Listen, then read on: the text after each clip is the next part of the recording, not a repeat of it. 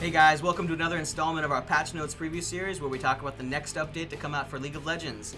This week we have Ginsu and Phreak, who is very raspy voiced after losing his team's hockey game last night. Yes, it was all my fault. It was all his fault. Alright, well, anyway, getting into the meat of this. The first thing we have going on is early game health and regeneration. So what are we hitting and why are we hitting it? Early game sustainability is something we've actually had our eye on for quite a while. We've just kind of been on some higher priority stuff. Essentially, it just boils down to we feel like there's too much health and health regeneration available to players early in the game, especially as you compare to the amount of damage you can output, which is exceptionally low from levels like 1 to 3 or so. And so the areas we're specifically hitting are we're making Doran's items expensive enough that you can't start with a potion and the Doran's item. So we expect that to have a pretty drastic shift on your starting items, and as well as how the first couple of levels plays out. And as well, we're putting some small nerfs on the Veteran Scars Mastery, Health Quintessences, and the Strength of Singe Mastery.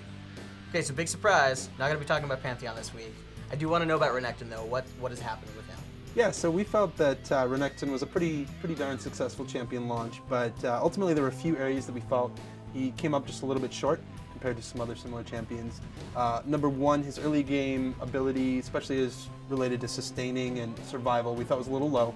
So we've got some adjustments to his Call the Meek to make it a little better early on, and his base stats coming. We felt like you typically always wanted to use his Ruthless Predator with the Fury enhancement. So we made the effects on his Slice and Dice and his Call the Meek better with the Fury enhancement, so there's more choice there. And we also want to increase his very late game scaling a little bit too. We felt like he's very solid mid-game, but kind of fell off a little bit toward the end. So we gave him some ratio boosts and a % armor shred instead of a flat amount. We feel like these changes will help Renekton a lot. We have another systemic change to mana regeneration. The Mastery, the Runes, and base champion regen are all changing. Where's that going and why? Yeah, we're doing a systemic mana regeneration change. Ultimately, what it came down to is that you simply got too much mana regeneration from Runes and Masteries.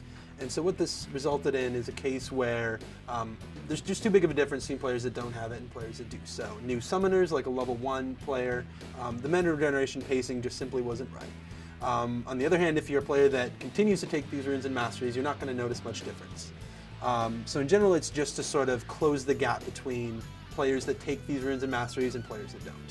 Okay, so last week we touched on Rammus, but are we actually nerfing him this week? Okay. Thanks for tuning in to episode 3 of our patch preview series. Please like up top, subscribe down below, and don't forget to comment. It's actually subscribe up top and comment and like below. That's what I said.